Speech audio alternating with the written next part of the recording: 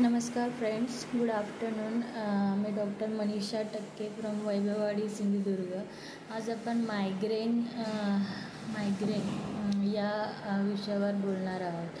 Migraine म्हणजे काय असतं तर जो आपला डोक्याचा भाग असतो तो खूप जास्त प्रमाणामध्ये दुखत असतो. काही जणांमध्ये अर्धा भाग दुखत असतो. मग तो उजव्या साईडचा असेल किंवा लेफ्ट साईडचा असेल किंवा फोरहेडचा भाग असेल किंवा टेम्पल्स म्हणजे ह्या दोन साईडचा भाग असेल जो दुखत असतो.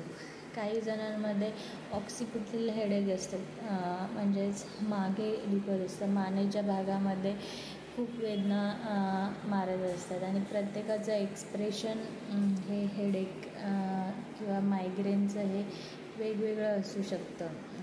त्याच्यामध्ये डोकेदुखी किंवा डोकेदुखीमध्ये जे दुखणं असतं त्याचे खूप वेगवेगळे प्रकार असतात.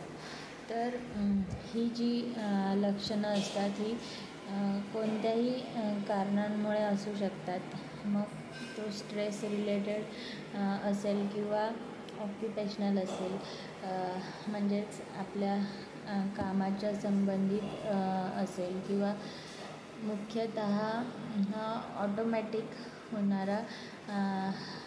दिसणारं लक्षण आहे. त्याच्यामुळे प्रत्येकाची जी मायग्रेनसाठी येणारी जी लक्षणं असतात ती वेगवेगळी असू शकतील. मग काही जणांमध्ये ते असोसिएटेड दुसऱ्या कुठल्याही लक्षणाशी असतील, पोटाशी असतील, सर्दी असेल, वारंवार कफ असेल किंवा PCODचा त्रास असेल किंवा कोणत्याही रिलेटेड दिसणाऱ्या लक्षणाशी मायग्रेन हे जोडलेलं असू शकतं.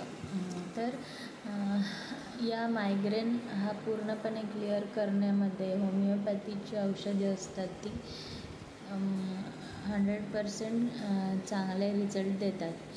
तर काही रेग्युलर फॉलोअप्स आपण चालू ठेवले तर मायग्रेनचा जो डोकेदुखी आहे तर ती पूर्णपणे क्लिअर होऊन जाते. त्याच्यासाठी रेग्युलर फॉलोअप्स 6 महिने ते वर्षभर ट्रीटमेंट चालू ठेवल्यावर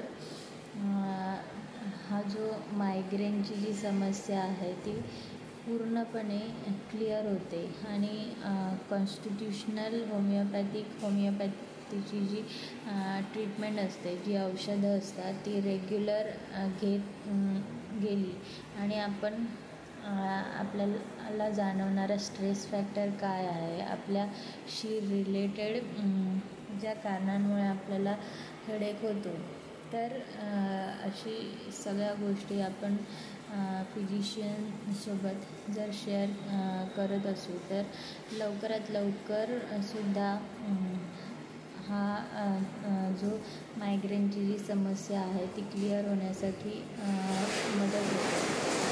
थँक्यू.